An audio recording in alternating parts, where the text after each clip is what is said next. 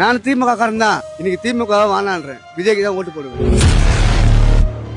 அவருக்கு இடுப்புல கிளன்னா சொன்னா அவரு போலீஸ் எடுத்ததுக்கே தகுதி இல்லாதவர். ஒரு படத்துல நடிக்கிற ஹீரோ எப்படிமா எந்த பொண்ணையும் தொடாம நடிக்க முடியாது. இப்ப அரசு விஜய்க்கு வராருன்னா அவர் 200 கோடியை தூக்கி போட்டு எதுக்கு வரணும்? ஆனா நல்லது பண்ணணும், நான் யாருமே கெடுக்கலன்னு சொல்லி வந்தேன். போறோ தான் சொன்னாரு. யாராவது இதை சொன்னாரா? தப்பா சொன்னாரா? ஒரு வார்த்தையா தப்பா சொன்னாரா? அவரை மாதிரி டிசெண்டா அப்படி யாரும் பண்ணல. இன்னைக்கு கூட 1000 கோடி ஊழல். ஒரு போராட்டம் பண்ணலாம், தாராளம் பண்ணலாம். அவர் பண்ணாலும் எவ்வளவு வரும்? அவர் ஒன்னும் இல்ல, இறங்கி ரோட்ல நின்னாருன்னா எவ்வளவு கூட்டம் வரும்? இது சமாளிக்க முடியுமா? எது கட்சியா இருந்தாலும் பூத்துக்குள்ள சரி சமாளிக்க முடியுமா? ஏன் அப்படி 20 வருஷம் அரசு என்ன பண்ணீங்க? நான் திமுக காரன் தான்.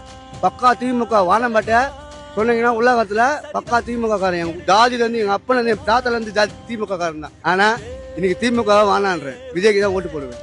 நான் சின்ன பசங்களை பார்த்தாலும் கேட்கற கேள்வியே விஜய்க்கு தான். ஆனா அவனுக்கு சொல்ற ஒரே வார்த்தை என்ன தெரியுமா? இவனுங்களுக்கு 10 வருஷம் போட்டு பெரியவங்க தான் முட்டாளுங்க, நாங்க போடுறோம் புது ஓட்டு அப்படின்னு தான் சொன்னாங்க.